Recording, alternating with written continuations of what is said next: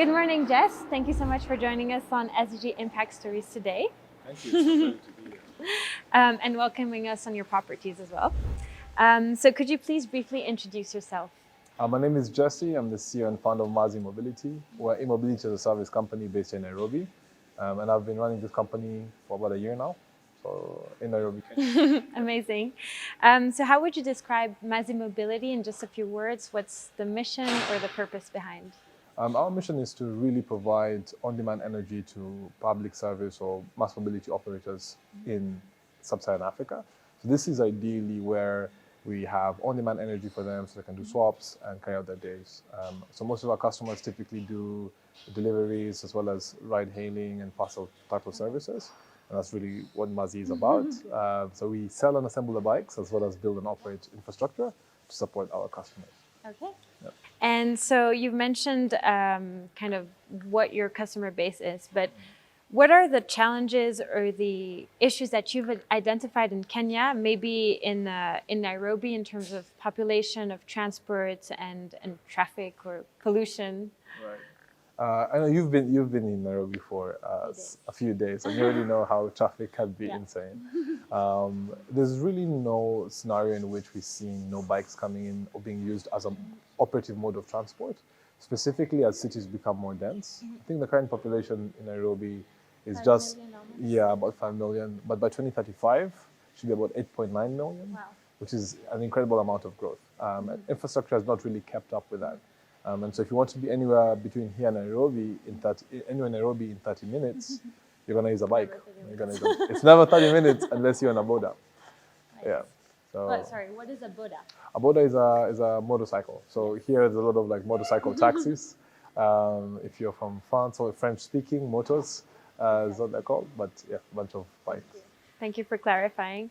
And also in terms of costs, the transport in general, there's a problem also with the fuel-based vehicles. Indeed. As fuel keeps increasing, obviously due to geopolitical reasons, it becomes really strenuous to carry out operations. And so that's actually one of the biggest value props of these bikes you see here behind me, in terms of just why they make sense to the consumer. We are 50% cheaper to operate and 52% cheaper to maintain. Amazing. Yeah, so it's the efficiencies that you get from an electric motorcycle. Yeah, of course. And so what is the current status of transportation in Kenya, and what do we mean by mass mobility, and what about maybe the other countries around Kenya? So in Kenya, let me speak to Nairobi in particular, about 60% of adults walk or use some form of public transport. And that number is exacerbated in more rural areas where there's less motorized transportation. But what we are seeing is as cities begin to urbanize and people begin to increase, there is a demand for more personal vehicle usage, which I don't think particularly is a great thing. I think that more shared forms of mobility are better. But again, it's also very aspirational for people who are young and going through the working environment to then own their own vehicle and do stuff like that. Which is where the bike comes in terms of just, there are about 1.6 million of them in Kenya and about 5 million of them in East Africa. And you only see really the usage of bodas across East and West Africa. Now in North Africa, it's starting to come up. Southern Africa, it's not really that prevalent, or it's not really as ubiquitous as you'd see them here. So the mix is mostly bikes or bodas, matatus, which are 14-seater vans, and then tuk-tuks, which are 3-wheelers. It's the most used transportation mix. Yeah. And so this like the choice of these vehicles is also maybe related to the road infrastructure, right? Because it's not flexible to go by public transport. There's a lot of dirt roads around here. Well, it really depends on where you are. So I think the reason why bikes have taken up shape is because they've unlocked a lot of opportunities for young people. So you can imagine if you were previously working in the industrial area, and now you can make maybe 30 US a day, sometimes on a good day. It really changes the dynamic of your life. And 1.6 million bikes support directly and indirectly almost 5.6 million people. And so looking at it from that particular point of view, moving in the city is enabled by that. But it's mostly commercially. I think the average Kenyan typically would use a bike and a matatu, not just a bike specifically. Yeah. Perfect. So you answered to my next question, which actually has an obvious answer, which was why is mobility so important? But yeah, you've mentioned it's to get to work. It's the lifeblood of nearly every city, right? If mobility does not exist where you are, or is not efficient, then it becomes a little bit of a challenge. Yeah. And I've sat in Nairobi traffic for 2 hours sometimes. I'm getting my own motorcycle just because I want to be able to move around the city in a more efficient way. Yeah, it's when you're moving and you have the struggles that you see how much of a challenge it is and how important it is for everything that you do. Indeed. But actually, if you have comfortable moving, let's say, mobility, yes, then you actually don't realize how much of a stress factor it is on your life. Indeed. Right. Okay. So now, could you tell us more about how it works, Mazi Mobility? Why is your model a potential game changer to achieve the Agenda 2030? Really great question, Carrie. So how does it work? So these bikes here, we assemble them. The first bikes were assembled in my living room. Amazing. And those classic startup stories. Quality. Yeah.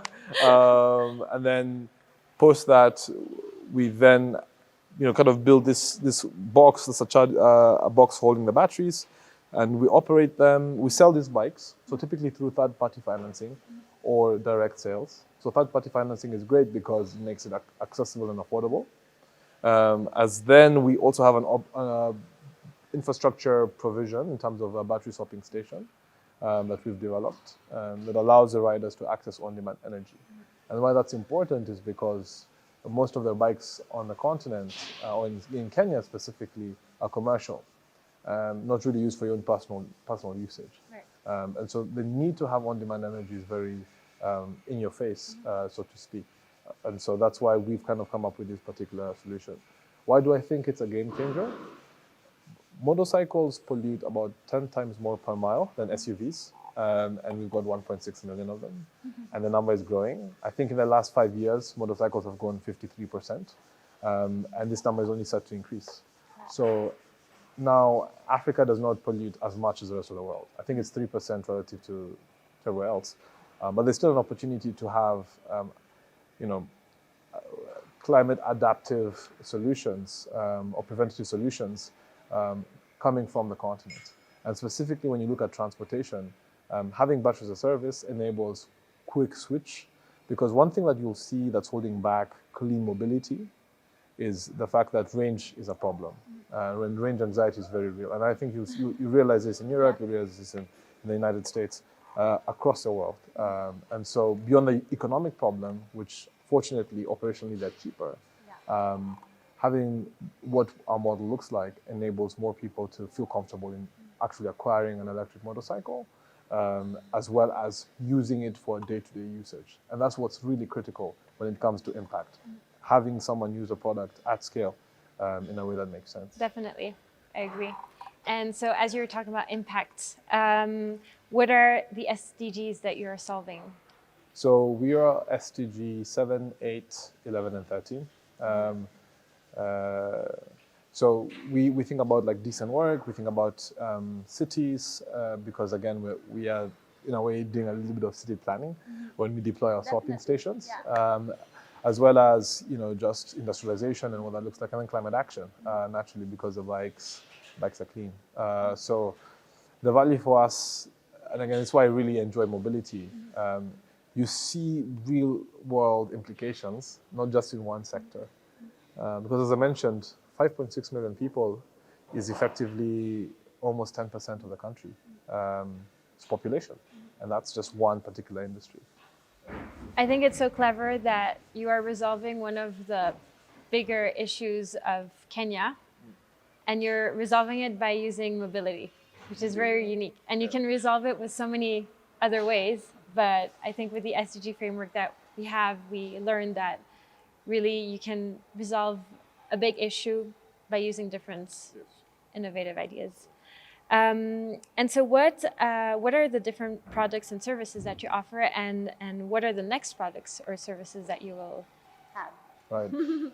So we have two products, or one product and one service. So the one product we do is the bikes. So that's when we sell them as something, and then we have batteries as a service, which is effectively us swapping out batteries. The upcoming solutions that we're thinking about are three-wheelers. I think there's a real, or how we call them here, tuk-tuks. I think there's a lot of value in having a tuk-tuk. It has a bigger carrying capacity, and you can move other forms of things. In fact, one of our taglines is Mazi Mobility, moving people, data, and things. Just because that's the value in which we think. And also there's a plan to do, like 14-seater minivans, matatus, as you've seen them. You'll see them in Ethiopia, you'll see them in Ghana, you'll see them in Nigeria. And so the ambition for Mazi is not just to be, say, a Kenyan-based company, but even a global business. So we plan on doing three-wheelers or tuk-tuks and matatus potentially in the mid to long term. But the idea is for Mazi not to just be a Kenyan business, but actually to be a global company. That's amazing. And so you've mentioned the affordability of these vehicle. EVs are usually not affordable. So how do you make it affordable, or what is maybe the payment method that you offer to the customers? Right. And I think it makes sense just because of how expensive batteries tend to be and how rare the material is. But what you see that's unique about motorcycles and why there's a lot of emphasis on them is the price parity between a new electric motorcycle and a petrol-driven motorcycle is not that much. It's approximately $200 to $400 for the same type of bike, and with a car you'll see a difference in thousands of USD. But there's lots of affordable financing methods. So asset financing is one that's really taken off, even for petrol bikes, where someone pays a deposit and then pays a monthly fee for a certain duration of time. Now, what makes sense, as I mentioned earlier, that we're 50% cheaper to maintain or to operate. That translates directly in terms of the unit economics on a day-to-day, if someone takes, say, asset financing loan. Because if you're spending 50% less on petrol and the loan is, say, 50 shillings more expensive or 100 shillings more expensive, the total amount you're paying per day is less with an electric bike that's a little bit more expensive than the petrol one. And so even total cost of ownership really goes down when you look at these bikes. And finally, unlike any vehicle segment on the continent, really, motorcycles are bought new. Majority of motorcycles are bought new. Other vehicles, cars are second-hand, buses second-hand. And so this is also something that makes it a bit unique when it comes as a product offering. Yeah, so financially clever. So you've mentioned the raw materials, and that's my favorite part of the interview.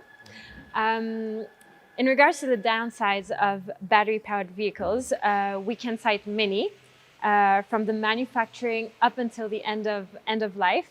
My first question is related then to the production of the battery.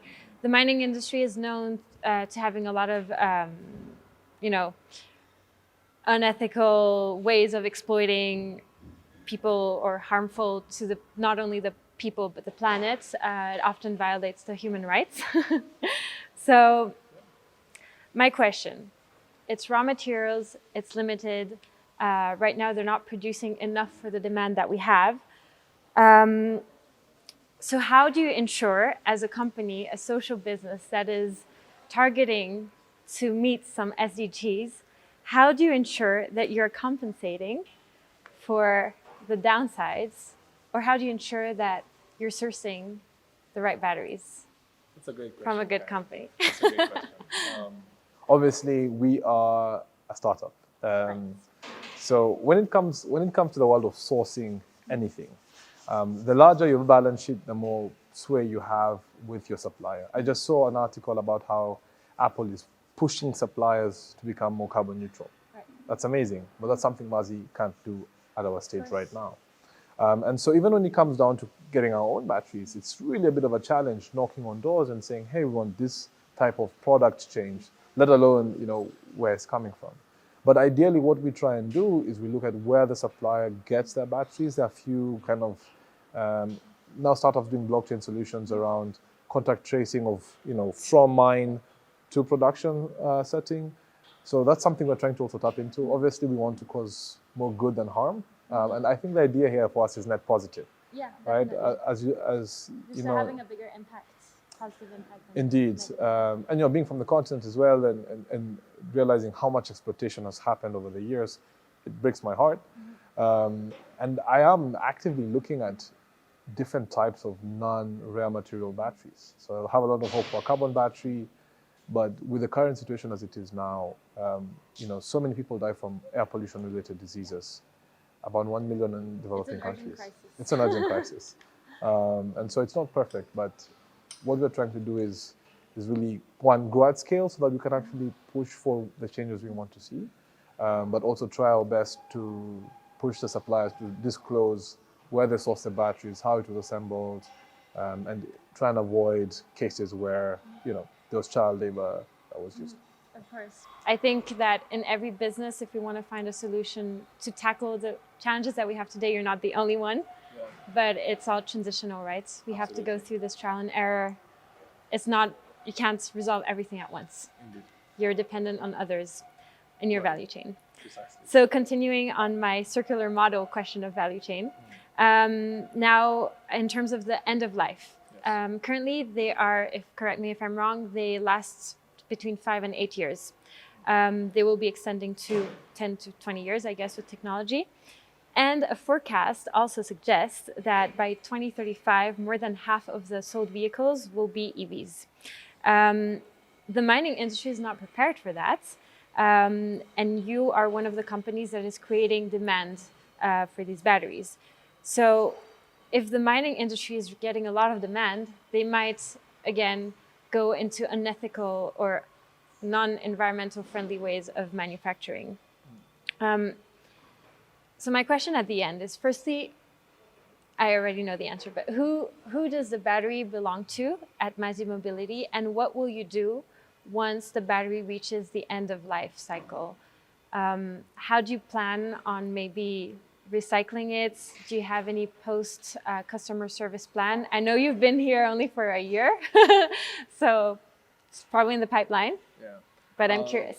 So actually, point of clarification, our batteries, unlike car batteries, last 3 years at best.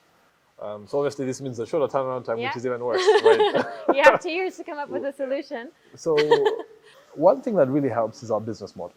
We own all the batteries in our network, which means we track how many cycles the batteries have gone through, we track the damages, etc., and we're able to pull batteries out of circulation that are just about end of life.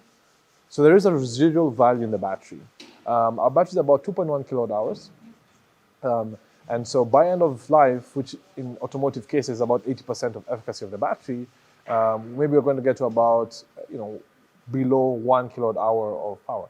Now, we see lots of interesting downstream applications, for example, in the solar home systems industry, where you've got a lot of lighting needs as well, and that industry has kind of precluded e-mobility from the beginning. So we do have a way to then cycle batteries into that particular area. But we're also, talking to companies based out of Europe, funny enough, that are looking at recycling lithium and making it cheaper. So my hope is, as we then begin to roll out more and more batteries, and as you're right, creating the demand for this particular type of battery, we can actually partner with recycling companies that are already showing interest in Mazi. And so when it comes to collection from the customer, we do have a pipeline for that because we own the batteries. So end of life for us is actually something we thought about from the beginning. And in a way, again, it goes back to your question, why is this a game changer when it comes to a business model? It's because not only does it work financially, but from a social aspect and from an environmental point of view, we're also trying to hit all those points. Amazing. Difficult to do as a startup. Of course it is, but I'm really happy with this answer, actually. Today the recyclability is still very expensive, right? It's CapEx heavy, and so the companies are struggling, and it's more profitable to buy new batteries than have to spend so much energy also in recycling. Yes, but there's lots of different things we're thinking about. Industry is also, kind of chatting on how can we, again, I think capital can be utilized as a way to subsidize these things. Because If we decouple growth, decoupling growth from petrol-driven solutions and from crude would be great, but also the incentives to recycle should be higher. So I think we should also subsidize recycling plants. And I think there's an opportunity here for industry players in Kenya, for example, or in Africa, to come up with to pour resources into a single recycling plant. Yeah. And send all our batteries there, because it's always a question about volume. Yeah. It's always a question about scale when it comes to cost, when it comes to recycling of physical goods. Yeah. I'll use that as a quote. So what is your impact? I mean, it's only been a year, right, since you've launched, but do you have any numbers already about your impact? Yeah, we do. So we average about 1,000 plus battery swaps a day. Not a day, but monthly. So since we started, we've done over about 15K battery swaps, and then have just sold 10 bikes. So it's now doing 60 soon. Based on the numbers, that's what we're really looking at. Now with the new swapping station we have developed, it would be easier for us to actually collect data on carbon emissions, as we can then prove one trip, X number of kilometers was used in lieu of a petrol bike. And this is, again, what we're targeting in form of potentially in the future carbon credits as a metric. Yeah, lots of potential. Okay, so now to close our really interesting interview, could you please describe Mazi Mobility in just 3 words? It's a hard question. You can think. I saw it when I saw the question. I was like, I would say movement, naturally, people, and progress. If I was to very generally, but when I think about what the core tenets of the vision sits at, and what I really want to achieve is facilitating movement in a way that's at scale, in a way that's clean, for people, because that's what we're doing this, for humanity and for the human condition. And progress in terms of us developing homegrown solutions for a problem that faces literally billions of people. So for me, that really describes what Mazi is aiming to do, and why I started this company. Amazing, thank you so much. Do you have any last words? Follow SDG Impact. I love that. And Mazi Mobility. Cool. Thank you so much.